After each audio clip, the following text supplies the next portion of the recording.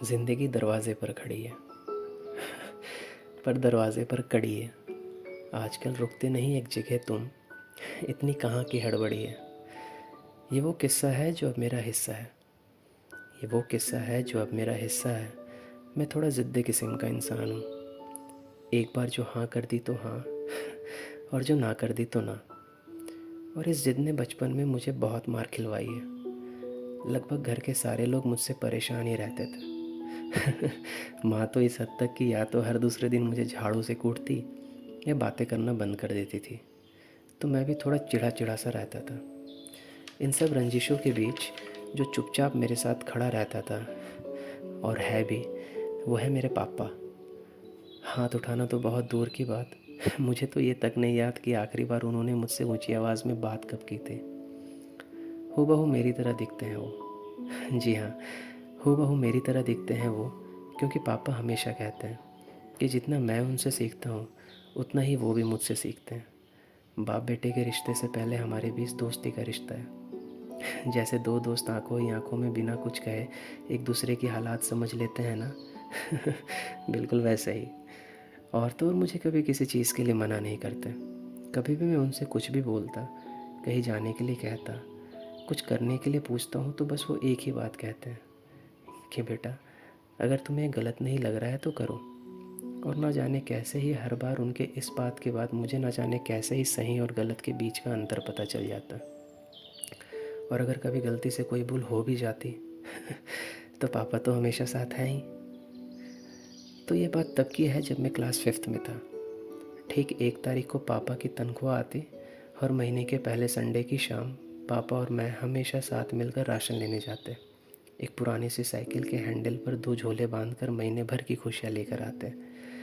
तो उस रोज़ जब हम वापस आ रहे थे तो पापा की नज़र झोले पर रखी उस विम बार की बड़ी वाली टिकिया पर पड़ी।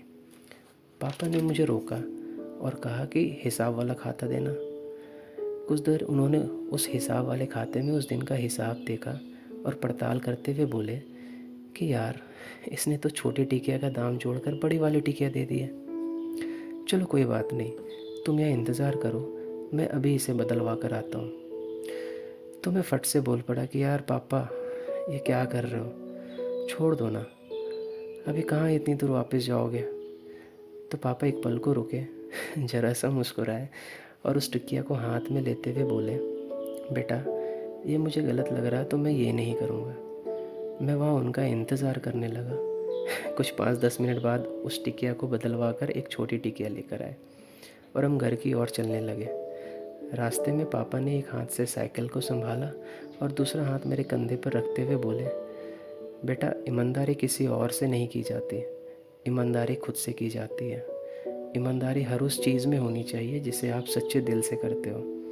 तब जाकर ये समझ आया कि ईमानदारी सिर्फ पैसों की मोहताज नहीं होती।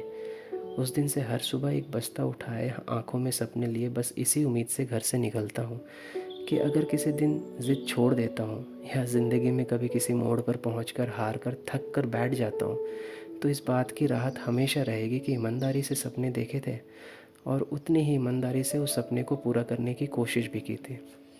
ये जो ईमानदारी है ना, वो पापा की वापस लाई गई उस छोटी टिकिया की तरह है, जो गलत नहीं सही है।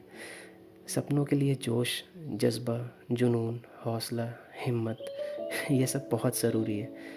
जब तक आप इन सब को पूरी ईमानदारी के साथ नहीं निभाते, तब तक कुछ मुकम्मल नहीं होता।